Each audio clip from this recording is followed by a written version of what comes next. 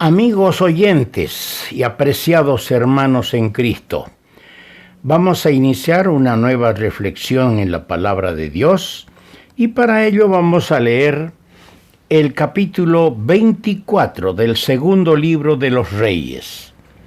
Capítulo 24 del segundo libro de los Reyes, vamos a leer los primeros 12 versículos. En su tiempo subió en campaña Nabucodonosor, rey de Babilonia. Joacim vino a ser su siervo por 3 años, pero luego volvió y se rebeló contra él. Pero Jehová envió contra Joacim tropas de caldeos, tropas de sirios, tropas de moabitas y tropas de amonitas, los cuales envió contra Judá para que la destruyesen, conforme a la palabra de Jehová que había hablado por sus siervos los profetas. Ciertamente vino esto contra Judá por mandato de Jehová, para quitarla de su presencia por los pecados de Manasés y por todo lo que él hizo. Asimismo por la sangre inocente que derramó, pues llenó a Jerusalén de sangre inocente.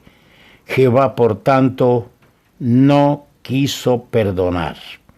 Los demás hechos de Joacim y todo lo que hizo, ¿no está escrito en el libro de las crónicas de los reyes de Judá? Y durmió Joacim con sus padres, y reinó en su lugar Joaquín su hijo. Y nunca más el rey de Egipto salió de su tierra, porque el rey de Babilonia le tomó todo lo que era suyo, desde el río de Egipto hasta el río Éufrates. De 18 años era Joaquín cuando comenzó a reinar, y reinó en Jerusalén 3 meses. El nombre de su madre fue Neusta, hija de Elnatán, de Jerusalén. E hizo lo malo ante los ojos de Jehová, conforme a todas las cosas que había hecho su padre. En aquel tiempo subieron contra Jerusalén los siervos de Nabucodonosor, rey de Babilonia, y la ciudad fue sitiada. Vino también Nabucodonosor, rey de Babilonia, contra la ciudad cuando sus siervos la tenían sitiada. Entonces salió Joaquín, rey de Judá, al rey de Babilonia, él y su madre, sus siervos, sus príncipes y sus oficiales, y lo prendió al rey de Babilonia, el rey de Babilonia, en el 8º año de su reinado. Hasta aquí, por el momento, la lectura de la palabra de Dios. Vamos a tomar como tema el cautiverio. El cautiverio del pueblo de Dios, llevado al exilio a Babilonia.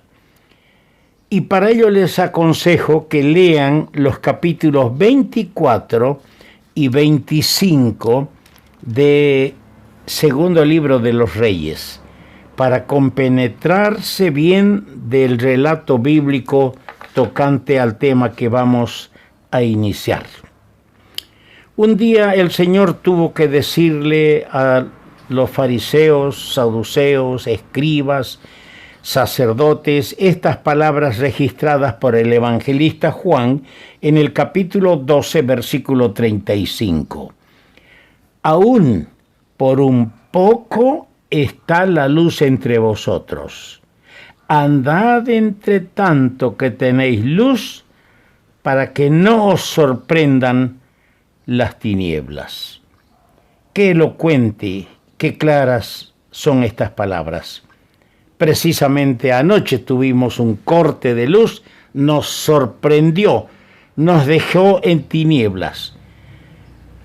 Estábamos a medio hacer cada uno con sus responsabilidades en el hogar y anoche quedamos sin luz. ¿Y a qué podemos hacer estando en las tinieblas? Nada. Por eso las almas a quienes se les proclama a Jesucristo como la luz del mundo, a quienes se les dice que el que sigue a Jesucristo no andará en tinieblas, aprovechen de aceptar la luz para saber y estar en luz y saber el destino para el futuro. Mientras tenemos la palabra de Dios, los cristianos tenemos la luz. Andemos a la luz de esa palabra para agradar a aquel que nos ha tomado por sus siervos y nos ha hecho hijos de Dios. Como dije, vamos a hablar sobre el cautiverio. Pero antes de entrar a algunos detalles con lecciones muy preciosas y solemnes para nosotros, quiero hacer una pequeña exposición sobre el marco histórico. El marco histórico de este acontecimiento. Porque este relato nos depara solemnísimas enseñanzas al contemplar la abominable conducta de los últimos reyes. Eso es lo que tenemos que ver. Fue una abominable conducta, un abominable comportamiento de los últimos reyes y su depravación y pecado que condujo a la larga esclavitud del cautiverio en Babilonia. Los reyes que gobernaron a Judá y a Israel habían hecho al fin rebosar la copa de la ira sobre el pueblo de Dios. Está escrito, y el Señor lo ha dicho, todo aquel que hace pecado es siervo de pecado, y termina mal. En el panorama bíblico que se nos presenta en el capítulo 24 y 25 que yo he recomendado leer de Segunda Reyes, Egipto por un lado y Babilonia por otro lado figuran disputándose el pueblo de Israel para conquistarlo. Y la figura es clara. Egipto es el estado natural del cual la iglesia ha sido quitada y traída. Babilonia, por otro lado, representa la corrupción y mundanalidad en que cae la iglesia, o ha caído la iglesia. Triste parte de la historia de Israel, de un pueblo cuyo único dilema solo encerraba como solución cuál de los dos que tenían el intento de conquistarla habría de ser su próximo opresor, Egipto o Babilonia. Posesionándose de la tierra de la promesa y convirtiéndose Israel en un rehén en manos de estos poderes impíos y hostiles. Al permanecer este pueblo a quien Dios le habló, le mostró tantas veces su misericordia, su amor, su paciencia para con ellos. Este pueblo permanecía ahora en incredulidad. Eso dio ocasión a sus enemigos. Hermanos míos, ¿cuánto deberíamos orar cada día? Señor, auméntame la fe. ¿Cuánto deberíamos apegarnos sumisamente a su palabra para no caer en incredulidad? Porque la incredulidad es la oportunidad del enemigo para zarandearnos y para trajinarnos a disposición de él. Finalmente Faraón se volvió a su país, según el relato bíblico, porque estoy tratando de resumir la historia. Faraón se volvió a su país. El rey que quedaba, Joacim, sin Dios, cayó bajo el poder de Nabucodonosor. Su hijo Joaquín, tan malo como su padre, se rebeló contra Nabucodonosor, quien vino y le llevó cautivo a Babilonia. Todavía existían el reino y el templo, pero Sedequías, a quien había puesto Nabucodonosor, habiendo roto el juramento hecho en el nombre de Jehová, persistió en su rebelión y en la culminación de sus pecados terminó siendo hecho prisionero. Nabucodonosor mostró más respeto por el nombre de Jehová que Sedequías, quien quebrantó tal juramento. Sus hijos fueron muertos a su vista y él mismo fue privado de la vista. Lo dejaron sin ojos y fue llevado cautivo a Babilonia. Detrás suyo quedaba el templo incendiado y rotos los muros de Jerusalén. ¡Qué triste historia! El otrora grandioso templo construido por Salomón ha sido despojado, queda incendiado, destruido, y los muros de la famosa ciudad todos quemados y destruidos. Hay 7 aspectos que yo quiero apuntar para ayudar a quienes quieren sacar enseñanzas y lecciones de esta parte del cautiverio. Hay 7 aspectos o sucesos principales que sirven para sacar lecciones espirituales. Primero, en el capítulo 24, los versículos 14-16, van a encontrar lo que digo, que lo mejor de la nación, juventud, vigor, artesanos, herreros y soldados valientes fueron llevados cautivos. Ya no hay una nación con fuerza. Qué lindo es ver una iglesia donde hay jóvenes fieles al Señor, donde hay hermanos con habilidades, con dones para edificar la iglesia, pueden llamarse los artesanos herreros, donde hay hermanos valientes que van a la vanguardia sembrando la palabra de Dios. Cuidemos la iglesia, que no sea despojada de estos valores.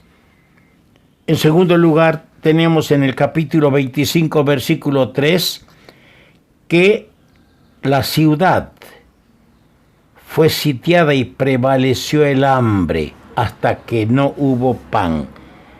Aquí tenemos grandes padecimientos físicos. ¿Sabe lo que es no tener pan para dar a los niños? La ciudad estuvo sitiada 7 meses. Nadie entraba ni salía. No entraban los campesinos con alimentos. No había nada. El hambre predominó y fueron muriendo, enfermándose hasta tener que rendirse. Cuidemos que el hambre espiritual no se asome a nuestras vidas. Y para ello, hermano, hermana, lee la palabra, nutre tu alma con el pan del cielo que Dios nos ha dado. En tercer lugar, en el versículo 7 del capítulo 25, vemos el cruel castigo que le dieron a Sedequías. Dice, degollaron a los hijos de Sedequías en presencia suya. Y a Sedequías le sacaron los ojos y atado con cadenas lo llevaron a Babilonia. El monarca, el príncipe de Israel, el rey, es llevado. Qué triste debe ser ver que empiecen a degollar a nuestros hijos en presencia nuestra para hacernos sufrir y luego nos quiten la vista para no ver más. Cuidado con llegar a un estado espiritual que amerite un castigo de esa naturaleza. En cuarto lugar, en los versículos 9 y 10 del capítulo 25, se ve la destrucción de Jerusalén. Triste, ¿no? La otrora poderosa nación está destruida. En quinto lugar, en el versículo 13 de ese capítulo 25, tenemos la destrucción de las 2 columnas. Quebraron los caldeos las columnas de bronce. A esas vamos a hacer alusión más adelante. La destrucción de las columnas, las que soportaban el peso. Qué triste cuando Dios destruye las columnas, hermanos que son como columnas en la iglesia. En sexto lugar, tenemos en el versículo 13 al 17 de este capítulo 25 el saqueo del templo. Léalo Léalo, hermano, hermana, vea usted cómo el enemigo saca las cosas sagradas para llevárselas. Y al finalizar el capítulo, en los versos 27 al 30, tenemos la restauración de Joaquín por otro rey, ya no por Nabucodonosor, en un acto de gracia. Le suelta las cadenas, lo saca de la cárcel y le da el privilegio de comer a la mesa del rey. Un acto de gracia. ¡Cuán bueno es el Señor! ¡Cuántos actos de gracia de su parte no hemos sabido reconocer! No hemos sabido agradecer, no hemos sabido ponderar a los cuatro vientos esos actos de gracia de parte de nuestro Dios. Vamos a seguir, amigos, hermanos, vamos a seguir adelante con este hermoso tema, triste tema, por cierto.